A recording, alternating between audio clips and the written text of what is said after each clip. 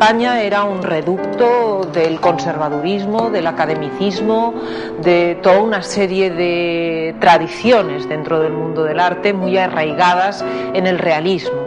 Y claro, cuando surge el informalismo necesita forzosamente un intérprete. Y mi padre se convierte en el intérprete por excelencia del informalismo en Cataluña y escribe cantidades ingentes de artículos, de textos, de libros. En esa línea es en la que él trabajó durante los años 50 y parte de los 60, hasta el momento en el que decide abandonar la crítica de arte y entonces vuelve otra vez a dedicarse fundamentalmente a la poesía, y es cuando surge el ciclo Bronwyn en la segunda mitad de los años 60. Amor en desvarío de los campos, oscurecerse lento de las islas, nubes de la esperanza de la sombra, Bronwyn desoladora, ten piedad.